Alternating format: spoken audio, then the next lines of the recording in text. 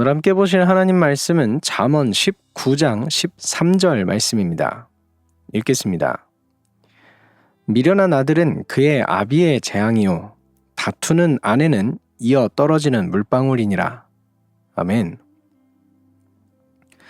오늘 말씀은 한 가정의 이야기를 알려줍니다. 이 가정의 가장은 아내와 다툼이 있고 아들은 미련합니다. 물론 조금 더 보게 되면은 이게 동시적으로 있는 거라기보다는 이제 둘 다 이렇게 쪼개져서 볼 수도 있긴 하거든요. 여튼 이런 사람이 있다고 생각해 봅시다. 이 사람은 행복할 수 있을까요? 이 사람의 가정이 행복하다고 이야기할 수 있을까요? 당연히 그렇지 못할 겁니다. 아들이 미련하다는 이 이야기는요, 단순하게 우리 아들이 좀 공부를 못해요 이 정도의 수준을 넘어선 이야기입니다. 아들이 미련하다는 이 이야기는 어떤 의미를 가지고 있냐면 이 아들이 나중에 커서 이 가문을 제대로 잇지 못하고 이 집안을 말아먹을 수도 있다는 의미가 같이 내포되어 있는 거고요. 그리고 그거는 이제 먼 훗날의 얘기잖아요. 근데 지금 당장도 이 아들이 나가면 사고를 치고 나가면 문제를 일으켜서 계속해서 내가 뒤치다꺼리를 하기 바쁘다는 의미 또한 여기에 같이 있는 겁니다. 오늘 말씀의 표현대로 이건 재앙이라고 말할 수밖에 없죠. 자, 아내와의 다툼은 어떨까요? 이게 그냥 다툼이 있다라고 볼 수도 있겠지만 오늘 말씀에서는 다투는 아내라고 표현을 했습니다. 그래서 이게 아무래도 조금 뉘앙스가 시비를 아내 쪽에서 거는 이제 그런 의미가 좀 들어가 있지 않나 이런 생각이 들어요. 이게 그래서 가장은 그대로 있는데 와서 이렇게 시비를 아내가 거는 겁니다. 얼마나 피곤할까요? 저는 결혼을 하지도 않았는데 이거를 상상만 해도 생각만 해도 와 진짜 좀 아찔합니다. 되게 슬플 것 같아요. 그래서 그런지 성경의 표현에도 어떻게 표현을 하냐면 이어 떨어지는 물방울이다 라고 얘기합니다. 여러분, 이어 떨어지는 물방울 어떤 것 같으십니까? 제가 다른 해석이나 주석 이런 거를 찾아보질 않아서 이게 명확하게 이런 의미입니다라고는 제가 말씀을 못 드려요. 근데 오늘 말씀을 그냥 쭉 읽으면서 이거는 하면서 이제 바로 생각난 게 있거든요. 근데 이제 이게 좀 틀릴 수도 있어요. 왜냐면은 이게 그 이스라엘 지역의 혹은 이때 당시에 어떤 수거적인 표현이었을 수도 있으니까, 그러니까 참고만 해서 들으시면 좋을 것 같습니다. 이 이어 떨어지는 물방울이라는 거를 딱 읽자마자 저는 생각난 게 뭐였냐면 흐르는 눈물이었습니다. 눈물이 흐르면은 이제 이게 물방울이 이어서 떨어지잖아요. 그러니까 한 방울 두 방울 이렇게 좀 이렇게 감정적이어서 떨어지는 정도가 아니라 너무 슬퍼서 엉엉 우는 상태인 겁니다. 근데 이거를 엉엉 운다 이렇게 표현을 할 수 없으니까 좀 시적으로 이어 떨어지는 물방울이다, 가장이 흘리는 눈물이 된다, 이런 표현을 쓴 게 아닌가 좀 생각이 듭니다. 매일같이 이렇게 아내랑 다투면 참 슬플 것 같습니다.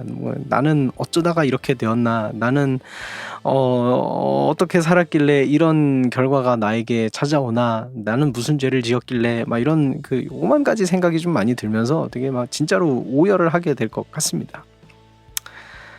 여기에서 이야기하는 이 아들의 이야기와 아내의 이야기가 동시적으로 있을 수도 있고 한쪽만 이렇게 그 가정에 생길 수도 있어요. 근데 이게 뭐 문제가 몇 개인지가 중요하겠습니까? 둘 다 있든 하나만 있든 그냥 괴로운 건 괴로운 거잖아요. 그쵸?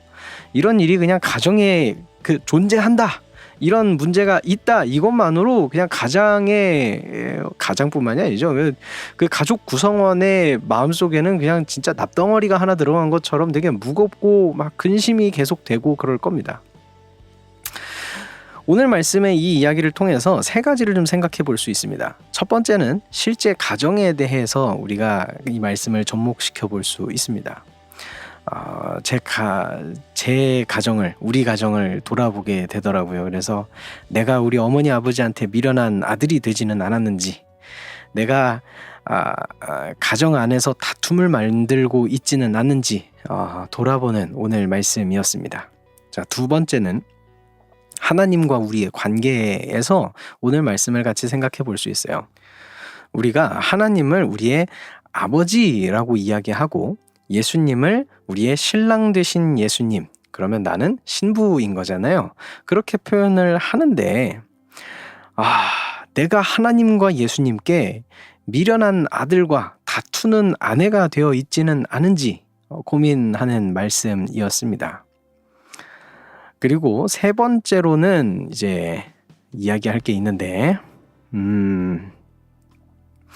원래는 이게 그 규모상으로는 두 번째로 가야 되고 방금 말씀드렸던 하나님과 우리의 관계가 세 번째로 가야 됩니다. 그게 원래 맞거든요.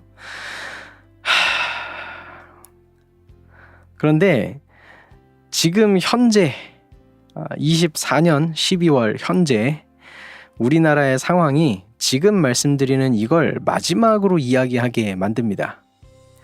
이 마지막 하나는 이 말씀을 내가 속한 공동체, 우리 나라 전체를 바라보며 우리가 살고 있는 이 사회를 바라보며 적용했을 때 나오는 이야기입니다. 오늘 말씀은 가장의 측면에서 이야기를 했습니다. 하지만 실제로 이야기하고 싶었던 그 요지는 뭐냐면 이 가정 안에 화목함이 있어야 되는 것이고 그리고 미래를 가질 수 있어야 한다. 미래를 볼 수 있어야 한다는 의미가 이 두 가지가 같이 있습니다. 그런데 여러분, 우리나라의 현재를 보십시오. 둘 중에 어떤 것도 현재 우리나라는 가정으로 치자면 이 가장이 알코올에 중독돼서 부엌칼을 들고 자신의 아내와 자녀들을 겁박하고 있는 상황에 비유할 수 있습니다. 개인 혹은 특정 단체의 사리사욕을 채우기 위해 일반 상식을 저버리고 국민의 절대 다수를 무시하며 국가를 한 개인, 한 단체가 차지하려 하고 있는 상황으로 보입니다. 미련한 아들과 다투는 아내가 올바른 가장에게 있어서 재앙이고 눈물이라면 그 역도 당연히 성립될 겁니다.